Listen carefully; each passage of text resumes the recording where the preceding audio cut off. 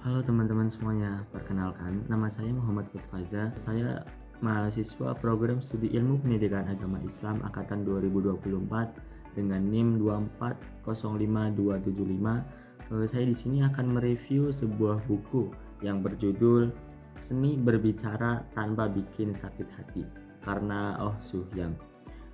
Video ini saya buat untuk memenuhi tugas dari Basic Life Skill yang diampu oleh Pak Saiful Anwar.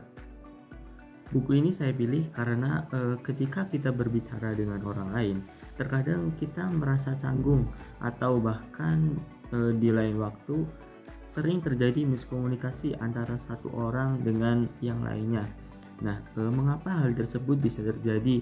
Padahal semua kita tahu bahwa kita berbicara dari mulai bayi sampai sekarang. Jadi kita sudah sangat sering berbicara, tetapi mengapa terkadang kita masih canggung, masih terjadi miskomunikasi? Mengapa hal-hal tersebut bisa terjadi?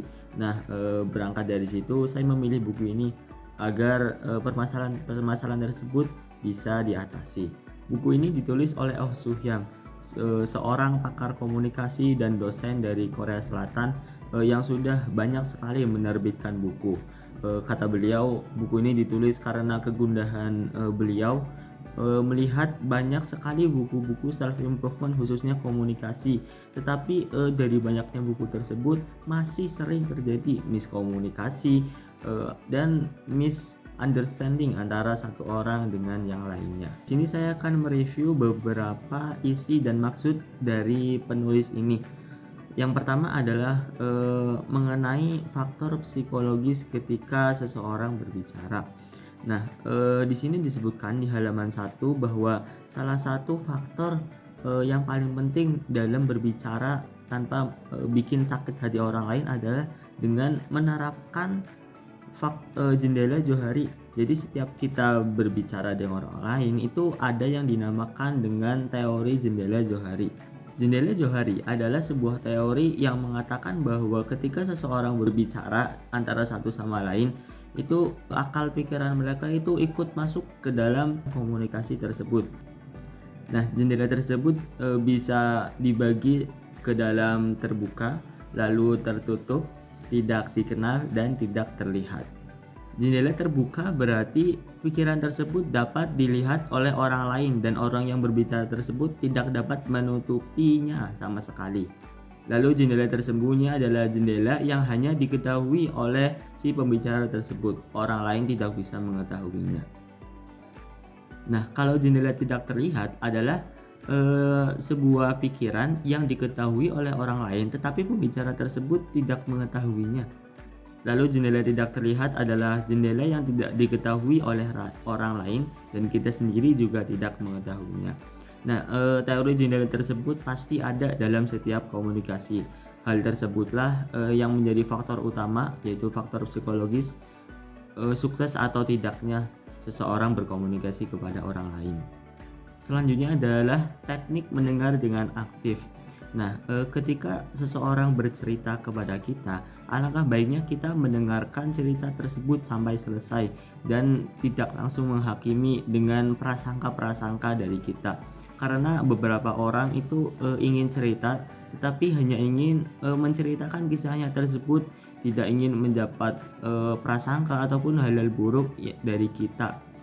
Jadi alangkah lebih baiknya kita mendengarkan cerita tersebut sampai akhir, lalu apabila mereka meminta saran, kita memberi saran, dan kalau tidak alangkah baiknya kita tetap mendukung mereka dengan tidak menghakimi dengan saran-saran negatif ataupun dengan prasangka-prasangka negatif. Nah, lalu selanjutnya adalah cara mengungkapkan diri tanpa menyalahkan orang lain. Seringkali ketika kita diberi tugas lalu kita gagal mengerjakan tugas tersebut, kita menyalahkan suatu keadaan ataupun orang lain. Ini mah gara-gara dia kayak gini makanya aku kayak gini. Ini mah gara-gara waktunya mepet, maka dari itu aku tidak bisa menyelesaikan tepat waktu. Bukan seperti itu caranya.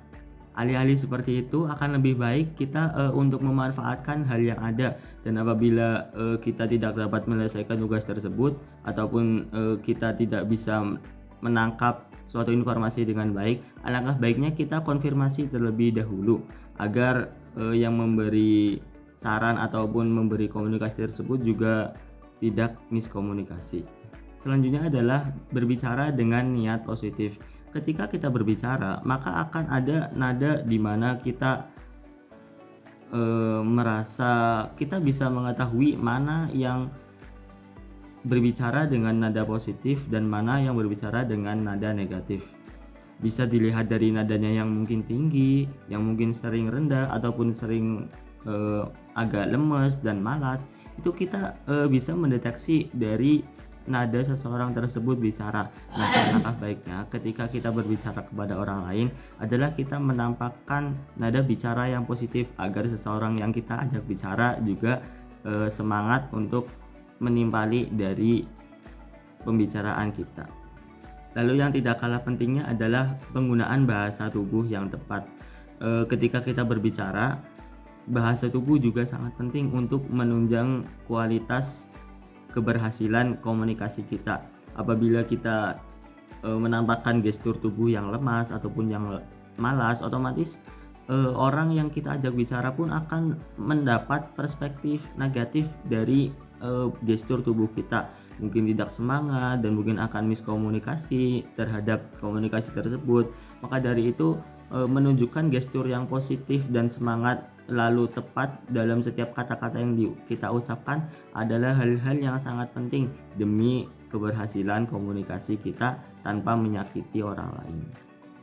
Kesimpulan yang saya dapat ambil dari buku ini adalah buku ini sangat berguna bagi kita yang terkadang masih sering miskomunikasi dengan orang lain ataupun terkadang kita masih sering salah tangkap terhadap apa yang orang lain bicarakan kepada kita. Buku ini sangat recommended buat kita yang masih sering merasa seperti itu. Di buku ini dibahas faktor-faktornya dan solusi-solusinya seperti apa. Tentunya akan sangat bermanfaat bagi kita para mahasiswa yang sangat sering berinteraksi, mau baik itu kepada mahasiswa, kepada dosen ataupun kepada adik-adik dan kakak-kakak tingkat kita. Sekian dari saya mengenai review book ini, semoga bermanfaat bagi kita semua. Wassalamualaikum warahmatullahi wabarakatuh.